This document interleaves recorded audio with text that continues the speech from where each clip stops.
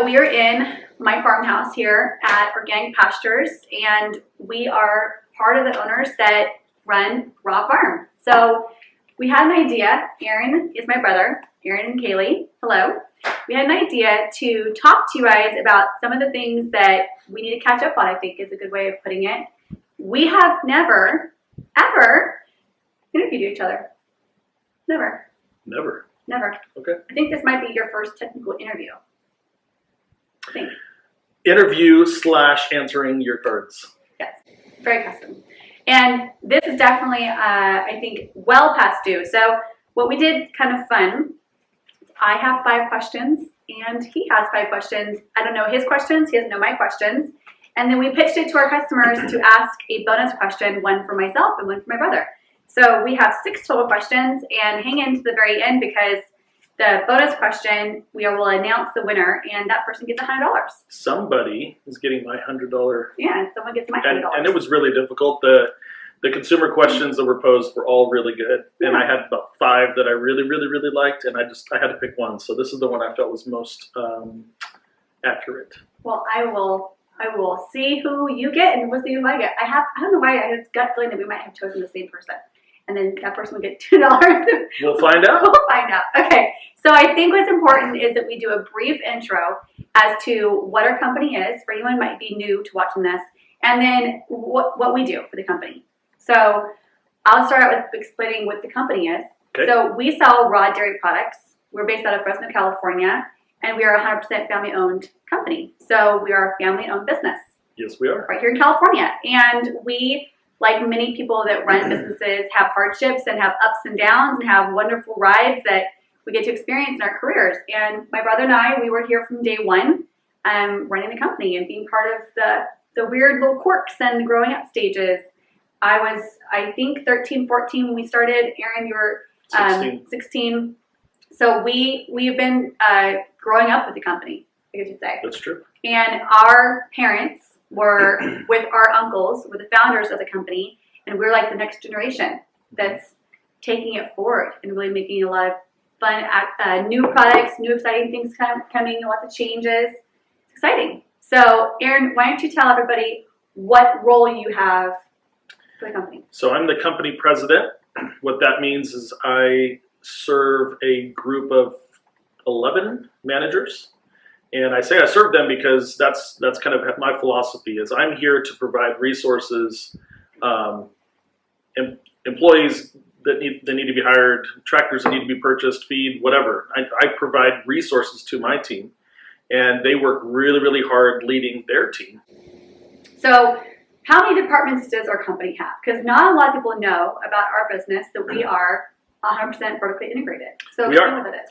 Yeah, so we have, the dairy department's kind of diverse. It consists of not only cows, but also farming. So we grow 405 acres of certified organic crops here. And so we have pasture and winter forage currently being planted and watered in. So farm. So we have the farm, and then we have the dairy proper, which is cows, heifer raising. Cows get fed twice a day, so it's kind of a feeding operation. There's a milking operation with the milkers. Those are kind of subunits within the dairy, but the dairy itself is already a kind of vertically integrated business. Farming, feeding, milking, and raising up the heifers. And then from there, our milk flows to the on-farm creamery where we process our milk. So the milk barn is that way, and the creamery is there. Literally the same property. Same property, but different ends of the property, so to speak. And so every day we pick up milk from our own on-farm dairy, and we process it into cheese, butter, cream, kefir, whole milk, and cream. And so that's the creamery where we process the milk, we test it, verify that it's all safe, and make it into delicious products, depending on the orders that are coming in. And that's sometimes where a lot of companies stop. Right. It's unique enough that a lot of companies stop at the dairy. Yeah, a lot of companies stop at the dairy. So some people, they will just do almonds, and they'll send their almonds to be processed into other products. Our company, we do milk. So our cows live here, rotate around the property, and then we have the pleasure of them making the next step into a product. And then from there, we also handle it until it's in too. Yep. So the next would be what we call distribution, and that is taking in the pre-sales and the orders from the stores and physically getting the product to the store. So we have transport trailers that get it to Southern California and Northern California where we have our hubs. We get the product from San Diego to Mount Shasta, and pretty much everywhere in between. So that's what we call distribution. Then there's sales, which is a branch of distribution. So but farm department, dairy department, creamery department, logistics department, sales department. Correct. Sales is a little bit different to me because there's customer relations that we have to do with the buyers at chain stores, but also a lot of just individual customer relations. And then also, obviously, making sure that the orders are processed properly, adding new items, sometimes subtracting items. We just discontinued an item. But usually it's adding new items. And so sales is a little bit different than distribution. And then we have marketing. Marketing is our branded, is making sure that our products are branded and we have good consumer connection. And we're constantly reaching out to consumers and making sure that we understand their feelings and we're responding with products that they want. We educate them. And we're educating them about our products, but we're also asking them for feedback and constantly pulling the consumers for feedback so we are responsive to their needs. Yeah. Then we have accounting. So we have an admin department. Is that 7? 8? Yep. And then Right. accounting and admin is really important because we have accounts receivable from all of the customers, and then we have accounts payable to pay our vendors, and then payroll and human resources are very important. And then there's some internal quality assurance, quality control that we do that's incredibly important. So that would be what I refer to as accounting and admin, very important. And then I do what's kind of more like the CFO role and making sure that we balance our cash, do reporting at the highest levels to banks, to vendors sometimes, and definitely with taxes, obviously. But that's kind of more of a strategic long-term accounting versus the short-term data entry bookkeeping. But all of that essentially makes up the vertically integrated company from grass to glass. I counted 10 departments because really and truly, I think there's a 10th one, which is the overall oversight, which is the upper management that you do to all departments. Right.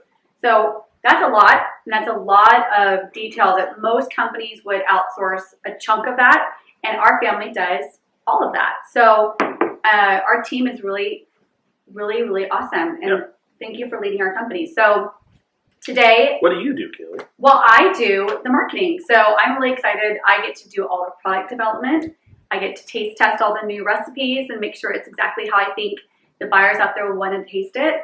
I do all of the label design, any kind of website design. I do all promotions. It's a lot of fun. I touch a little bit of the sales department, and it's just a really wonderful way to stay connected. I give immediate feedback. One of the greatest things that happens to our company is because I do marketing and get to talk to you guys every single day, I immediately will text a screenshot.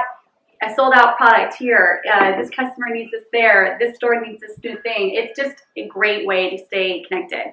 But through that is this wonderful thing that we get to run. What is that noise? I think that's Sounds my like child. an alarm. I think that's my child's iPad. So today, we were inspired to do this funny little way to have an interview. We wanted to ask each other blindly, so he does not know my 5 questions. He has 5 for me, I have 5 for him. Bonus round for the customers, and then the winner gets the $100 gift card. So Cool. Let's do this. Show me. No, I'm not. Did I? You did. Oh, no cheating. We're very competitive, even though we love each other. It's sibling rivalry. It runs deep in our family. So, Aaron, I go first. Go for it. When it comes to your job, what gets you excited? The future.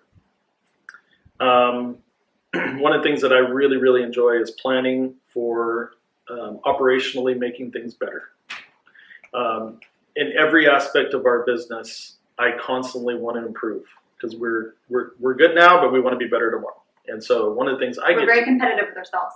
We're very competitive with ourselves, but I just have a vision for where I want our family to be, our brand, and our company to be, and they're all related.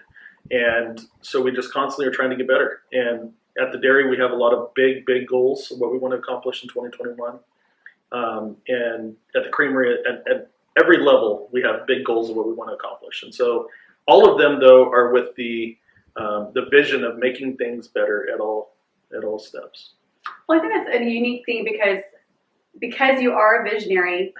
The company was founded on visionary concepts, and I think that DNA runs true in you and I, that we've seen our founding generation, our parents and uncles and aunts, we've seen them take an idea out of nothing and become something.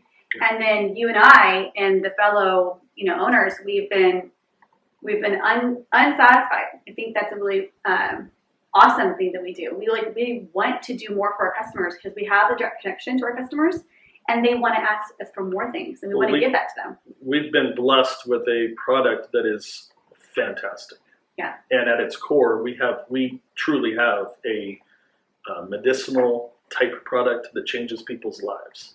And so our challenge is not messing it up. So food safety all the way. Doing a great job. Doing a 100% never ever fail food safety job. And then getting it to as many people as we can, because what we're selling is real. It is real, and it is healthy, and it's making sure we have enough. Legit. And so when you have a product that naturally grows, we're growing at about 13% year over year right now. You have a challenge to make sure that the shelves are full, and it is a challenge, believe it or not, because that means growth. It means more cows, which means more facilities, which means more pastures, and so you have to constantly plan so that they all stay in balance. And that gets excited. Food safety being the most critical element of what we do, growth, but then balancing the facility needs to meet the new demands, new trucks, new drivers, new hubs. That's what gets me excited, is planning for the future and planning for the steps that are needed to get to the future, and then arriving there and looking back and going, wow. What has happened? Yeah, and we're in that process right now. It's the end of the year. We're looking back on 2020. We've accomplished a lot, but we're also already looking forward to 2021. No, we were just sitting down, he and I, last week, looking at what's happened this current year and in 2020, and then what's to happen in next year. But I feel like we're already making mountains of movement toward it, because that's kind of what happens. Even though it's next year, you have to start planning almost 6 months before. I've been planning for it since September. Yeah. In earnest. And it was more exciting talking to him about what's to come than the exciting things that happened this year. And so the future hasn't even happened yet, but I'm really excited for it. Yeah. Even though this year's already over. This year doesn't matter. It's all onward and on. Forward for next year. Okay, so that was my first question. Okay, so I get to ask you a question. Yes. What is the most difficult part about working with family in a family-run business? Working with family. So I definitely have learned skills on how to succeed with working with family, but I definitely think there are challenging moments. And I think in any workplace there's going to be challenging moments though. So the hard part, I would say, and I think anybody that works in the family business would nod their head and say, yeah, is the boundaries and knowing how to make sure that you're not always talking about work when it comes to family time. I think the thing I've heard over and over and over from so many family companies that maybe haven't stayed connected or they have fallen apart, because we unfortunately, working in the area we know so many friends that have distanced themselves from family. I would say the number one thing for me is separating the two. Mm. So boundaries is important with that, making sure that you don't come home with work and then continue to work in front of your kids all the time. Bring your kids with you to work so they can see you in that moment, but giving them that quality time. That's no different from me. I feel like as a working mom, I've been challenged my entire career. I started working in my career before having kids and had children throughout it. And you just really have to have the boundary, because I have seen one of the negative parts about working with families. You do see the overlap, and you want to make sure that you're giving your family time, which means your parents, which means my brother, which means my family. My husband and I work together. So you do need to have separation. Luckily, we've learned a lot of really great boundaries, where no fighting in the workplace, which seems impossible when you want to pick a fight with your loved one. It's natural to have husband and wife bickering, but I think it's actually made our marriage stronger, because I think we've learned those personal boundaries at work, and why not take them at home where you have more boundaries at home? It just builds that deep respect. So if anyone's watching and they're going through a family business and maybe they're feeling a struggle, just learn some healthy boundaries and invest in relationships separate from work. Cool. And learn to respect them at work too. Good answer. Yeah. Okay, number 2, Aaron. What was your first start out job on the farm? And what would be a great high school job for anyone looking to do something in farm or ag? I started the dairy, I was 16, and I definitely had a couple different jobs. I was an irrigator, which means that I would kind of open the irrigation valve. So you have pasture? We have pasture. I would open the irrigation valve, flood the check and get to the end and make sure that it got to the end, and then close it and open up another one, or open another one first, really. But I was an irrigator, and I was working part-time milking cows and feeding cows. So those were my jobs. It's hard. I mean, a high school student has to focus on their education, and you really want to make sure that they're getting good grades, and that's important. We were no exception to that. But there's Saturday and Sundays, and there's after-school time that not all of the farm kids get to get TV and time. Sundays for me was wake up, feed the cows, and milk cows, and then in between do whatever I want to do. Yeah. But as far as what I would recommend for a high school, I think irrigating. Because you have employed a lot of high school students. I do. You've had some people in the cheese department. So it works really good for the creamery. That was dairy. Dairy would be irrigating. For the creamery, I think cheese is a good department. Yeah. Because when we hand cut our cheese and we hand put the cheese into bags and we hand seal, there's a vacuum sealer. We do an artisanal product. It's very artisanal, and there's a lot of manual labor that goes into it. And so it's pretty easy to teach someone how to take a tape gun and make a box. Yeah. Make a box. Or put a sticker on the outside of the box, and that's the label. We hand apply labels to our cheese. So after it's sealed and dunked and shrunk, hand applying the label, it's just a matter of being a little OCD and making sure the label's straight. But other than that, it's not hard. I love seeing the high school students in there because they have their little ear pods in, they're listening to their music. And they're good at it. They're good at it. They zone in and they get the job done, and it's great. Okay, I think. Are you My next? turn? Are you next? I've got 2 down. What is your favorite raw farm product and why? Okay, so it has changed. Hmm. Yeah, it has changed. It used to be back when I was nursing babies and in that baby stage of my life in my younger 20s, I was all about fluid whole milk. That is like what I needed. I needed substance. I needed volume. I needed half gallon at a time, full quart at a time. It was all about whole milk. Straight or with chocolate? Straight. Well, I forced myself to do that actually because I did not like whole milk, the flavor of whole milk originally, and I just didn't. I was drinking so much, like almost a gallon a day, that I just didn't want to have all of that extra chocolate. So sorry, that was my cat. I got the cat in the house. So for me, I forced myself to like not do chocolate syrup all the time because it was like needing to be a quarter cup a day. For me, I cut it out and then I just did whole milk. But then when I got into fitness, so after I started having kids, I got really into fitness. Kefir smoothies was like my everything. I drink a quart of kefir a day, and I made a smoothie out of it. My protein powders in it. It was like everything I needed. Okay. Now, because I drink a lot of coffee, it's all about the cream. I drink a lot of cream, almost like a pint a day. Like a lot of cream. That is a lot of cream. It's a lot of cream. I guess it's like keto diet in a way. Because keto diet, they do a pint to 2 pints a day. A pint of cream a day? Yeah, customers that are on keto do about 5 pounds of butter a week. Whoa! Per person. Okay. So some people have asked like what diet I follow. I don't I do not follow any diets. There we go.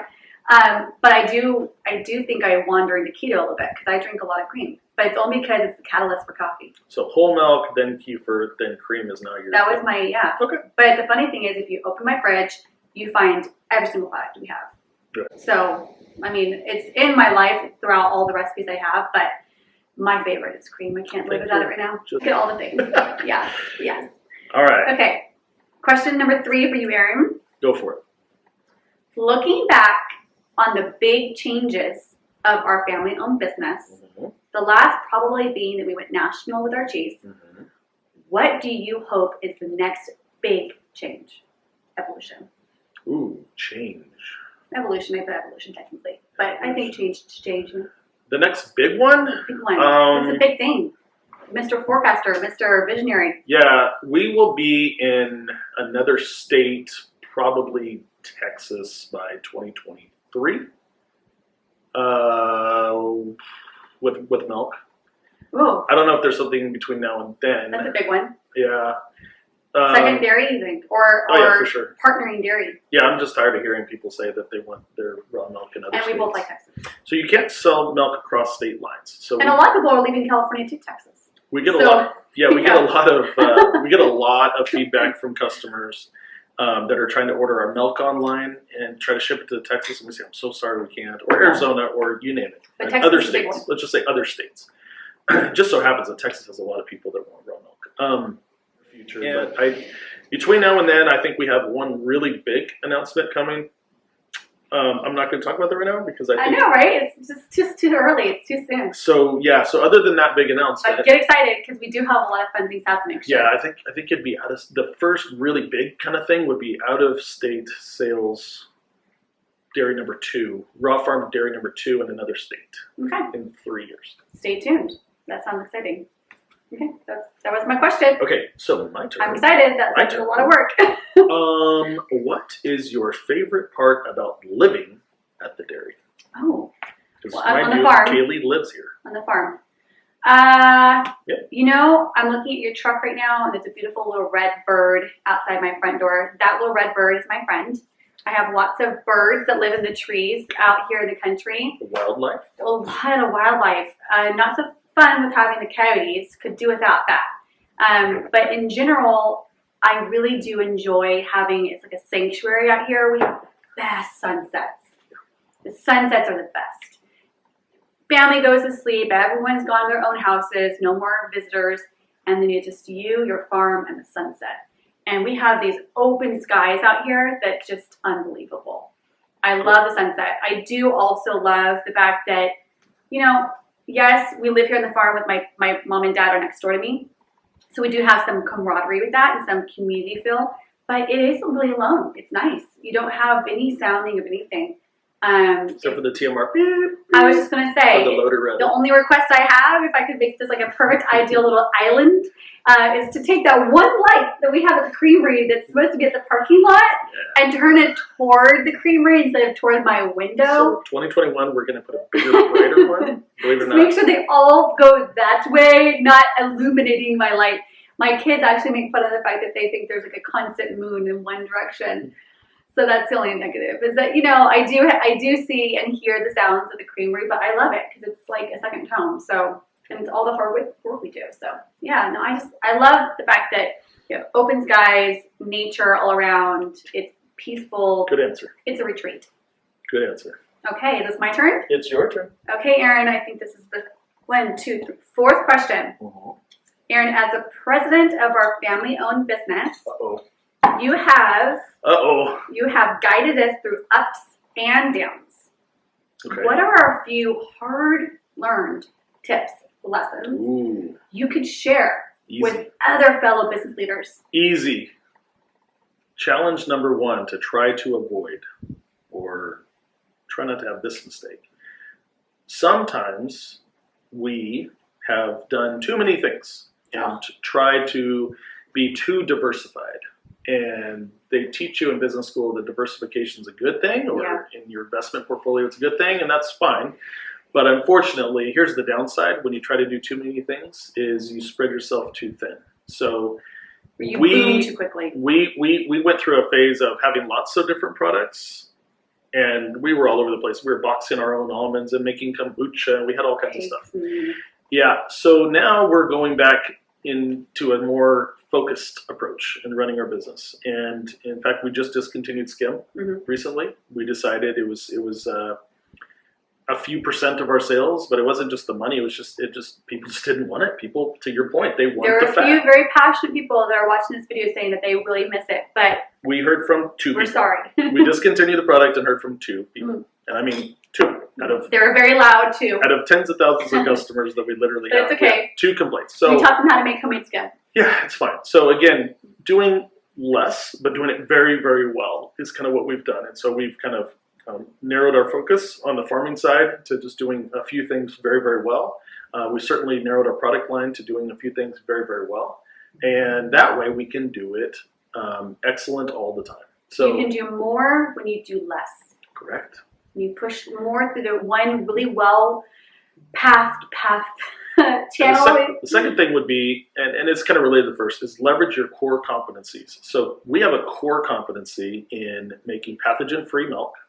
Yes, safe, delicious raw milk. Do it every day, constantly tracking it, constantly verifying it. Just literally, that's a major focus of what we do is making pathogen-free, safe raw milk. And so if you can do that, great, do a bunch of it. But stick in that core competency. Yeah, don't try to go be somebody you aren't, or be a dairy that you aren't, or a brand you aren't. Stick with what you do well. And I feel like we did that very well in 2020. Yeah. And our plan is to keep doing that really well in 2021, but we're not going to get distracted by new concepts. We're going to stay within the raw farm brand and do dairy delivery and sales very, very well. Wonderful. Okay, your turn. What are you most excited about for 2021?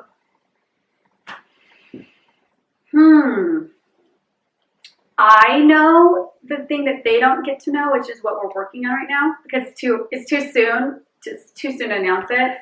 But I know, but I'm really excited for it. I am, because I feel like our company, like you said, we've narrowed it down to what we know works. It's almost like our company. We know it. We know what works for us and what we like to do, how we're going to be doing it.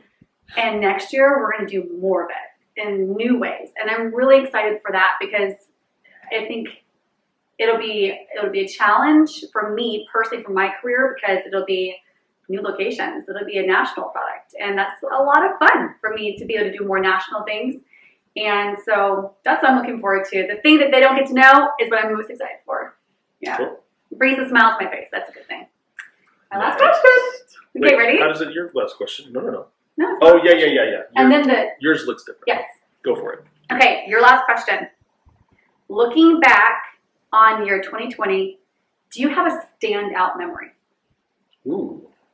Yep, I sure do. I think I know the first thing that hit when I thought 2020, I remember delivering milk in Northern California. COVID had really just become a thing. Governor Newsom. March. Yeah, it was March. Governor Newsom issued the kind of lockdown, kind of stay-at-home order. Stay-at-home order. I remember making little cards for the delivery drivers so that they were essential workers, so they can their pass to, just in case they're pulled over for driving around, that they could say, "Wait a minute, I'm an essential worker, and here's the CDC guidelines that say that I'm not CDC, the other guidelines that say that you're an essential worker." I remember making those and laminating them. I remember driving up to Northern California with product. I remember going to stores. On top of my head, like just San Jose region was just blowing through product. It was like people were so concerned that they weren't going to be able to buy milk and that they were going to have to stock up. They didn't have enough inventory. Yeah, and I remember going to stores just like empty shelves, putting product on the shelf, and I was the only dairy product there. All the other brands were all sold out. I remember eggs were sold out and they were rationing them, but only by 1 dozen. That was before the rationing though. There was like a few days where stores didn't yet have rations. And then they caught up and they realized, whoa, we have to ration. They were rationing eggs. Yeah, people were buying 12 dozen eggs at a time versus one, and then the stores had to go, no, one supply chain customer. couldn't keep up. It was chaos. It was really, really chaotic. And every day there was the noon NPR. Governor Newsom was on NPR stating, here's where we're at as a state. It was just relatively chaotic times in that early March. And I was delivering milk during those periods of times and going to the back side of the store, but then also going to the front side of the store and just witnessing people just almost like in a state of confusion, like, why is there no food here at the store? It was just a really weird time. But you know logistically why.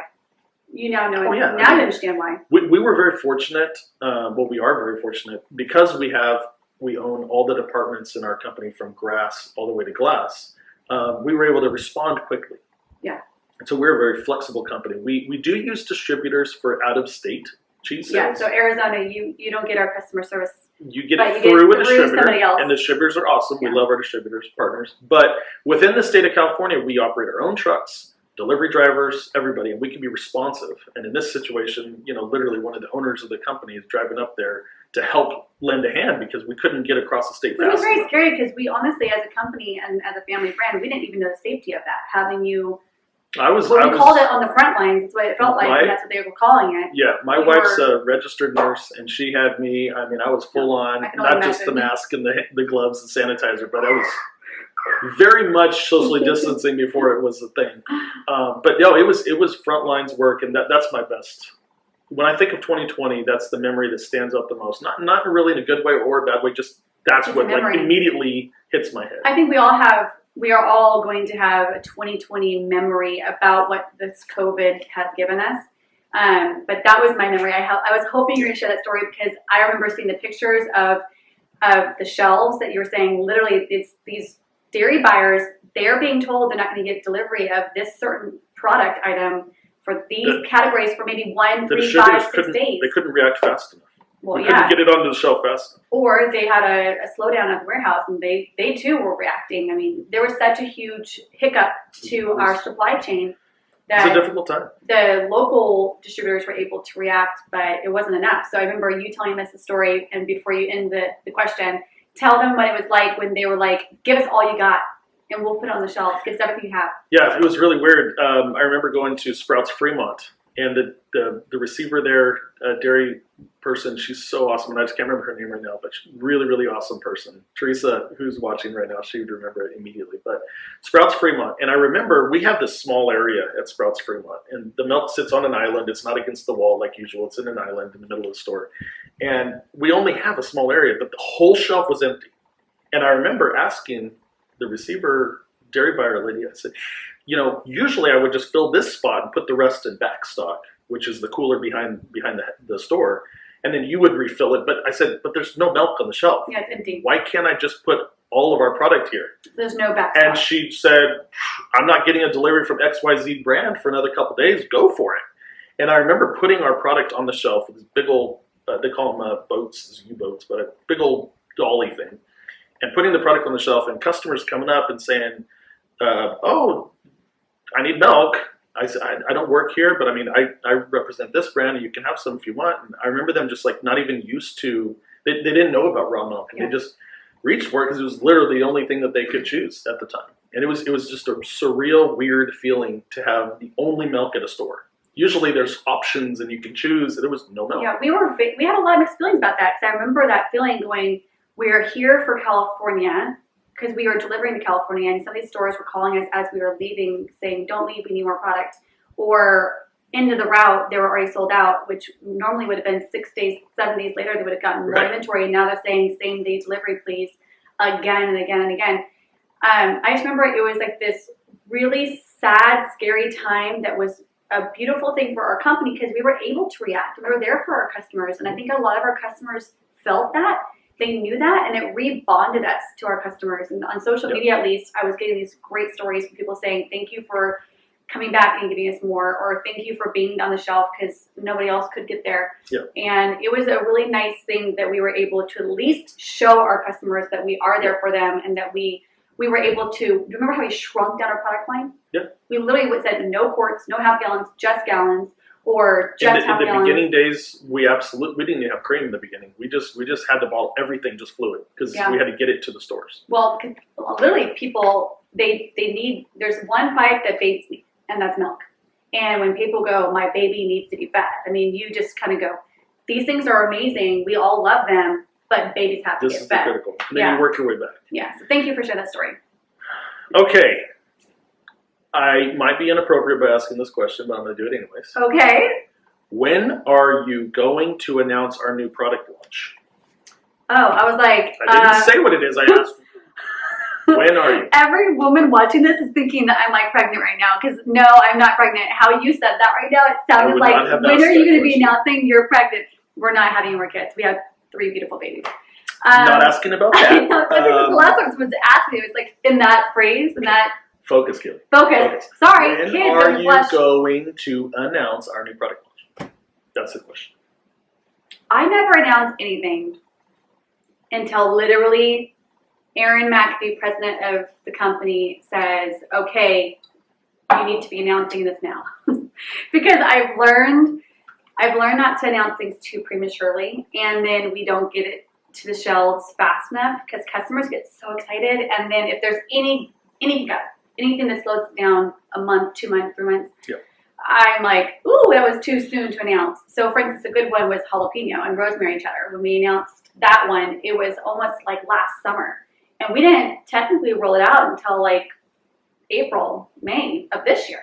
Not because we didn't want to, not because operationally we couldn't. It was just there was this huge slowdown with COVID, and stores were just not taking on new products. Yeah, so we have a lot of new products coming next year. I would say we're probably going to be announcing. I don't think we have a lot of new products. I think we have one big one. We have. Do we have a lot? Well, let's speak in code. We've got things for small things, and then we have things made from smaller things.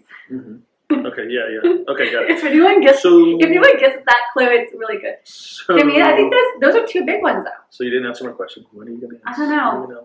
What's just throw it out there? We'll say February. Okay, that's fair. January, February. Okay. I think that'll be safe.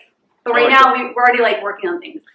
Well, yeah, we have to work on things 6 months before you get to see them because obviously there's things that have to get done.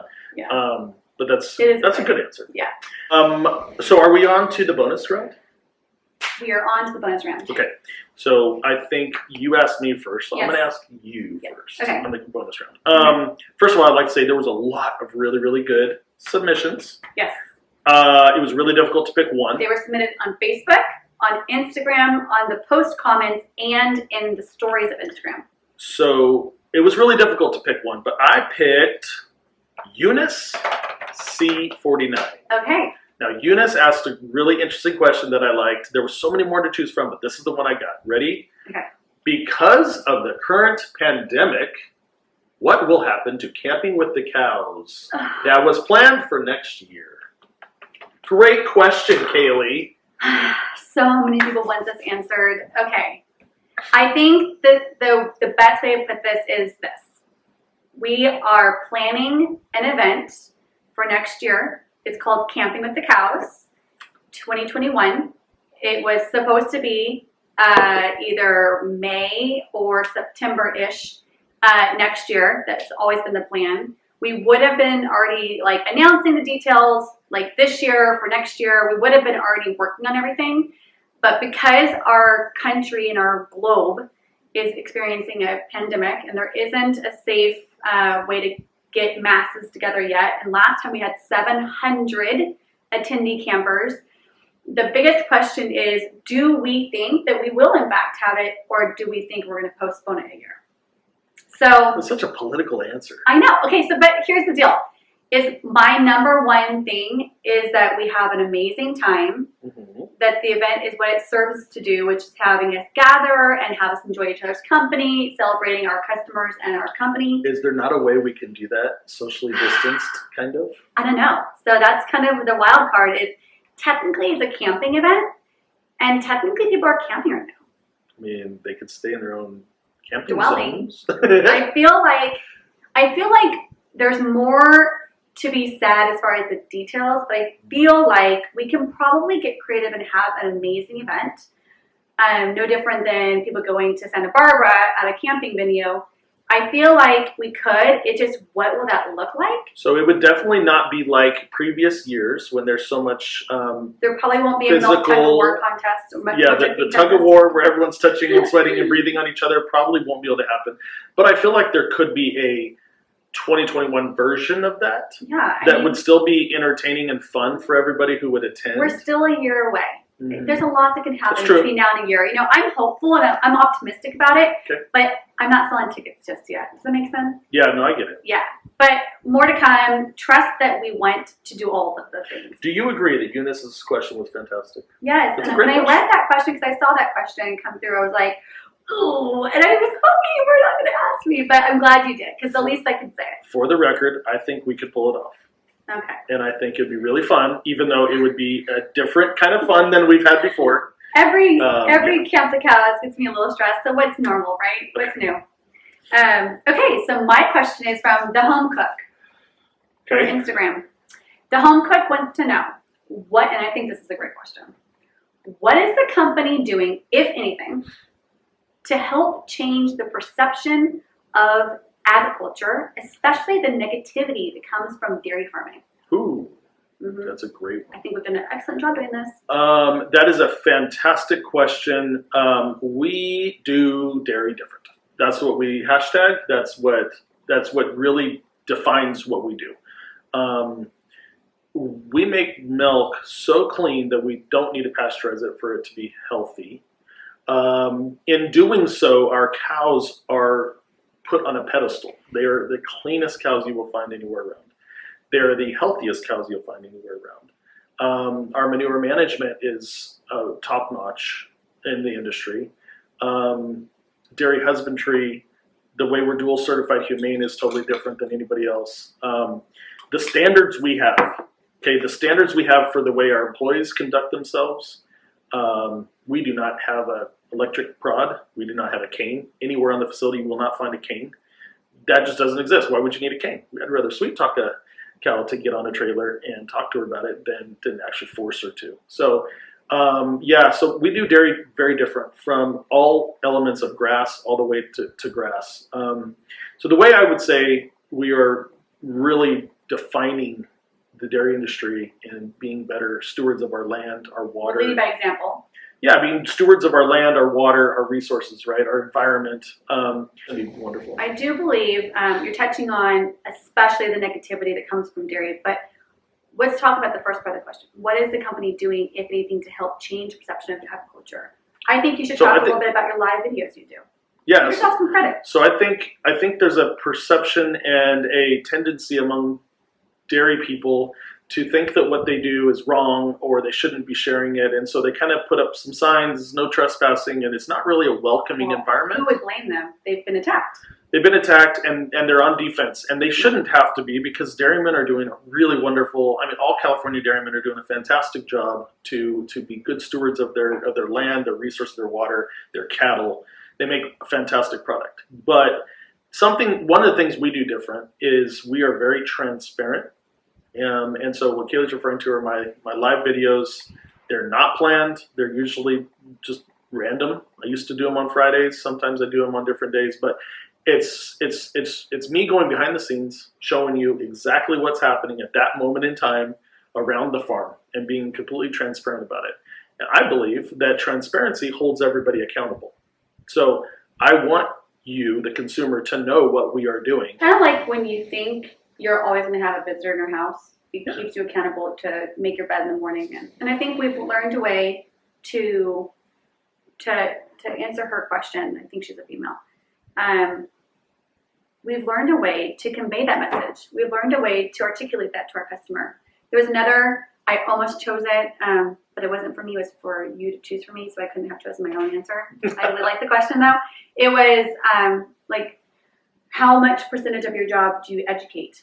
And I thought that was a really interesting question. I never actually thought of it like that. How much do we educate? And I thought to myself, there's things that don't require any education, obviously, that we are just doing business things. We do a tremendous amount of education. Whether it's through a card that has nice branding on it, that's an education. A live video that you're doing, you're educating. We are constantly putting ourselves out to explain ourselves and to educate people about what we're doing or how we're doing it or why we're doing it. And it's not just about our products, but it's about the flow of our company. It's part of what our brand stands for. My dad, who's chief educator, that's basically what he does. He taught us what to do, yeah. Yeah, he has always been a listener and a learner. And then once he learns something and he grasps the concept, he wants to spread it out. He's an evangelist. Yes. He's charismatic and he's bold, and he wants to get out there and explain to people what he now knows, what he knows his truth is, which is the raw milk is a changing product to many people when they start getting it into their lives. And so from the beginning of what Mark McAfee started here, and then what we're really trying to build on that, and what Dad continues to do today, right now, we are a company that likes to spread the word. Yeah, and talk about it.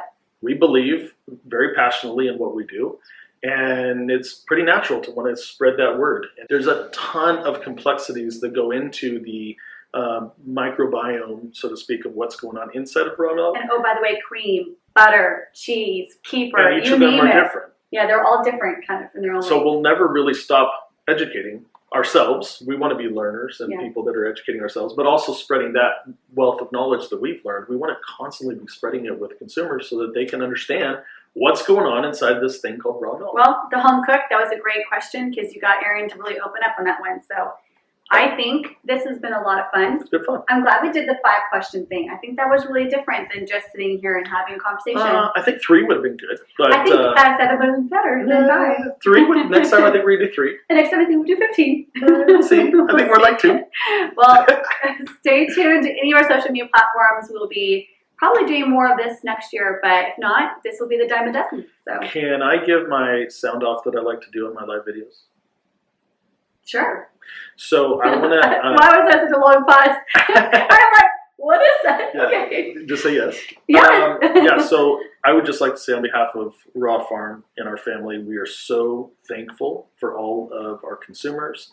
We're thankful for our government and our economy and everything about this great country we live in that keeps us going and keeps us safe and protected. And our troops, it was Veterans Day yesterday. Yeah.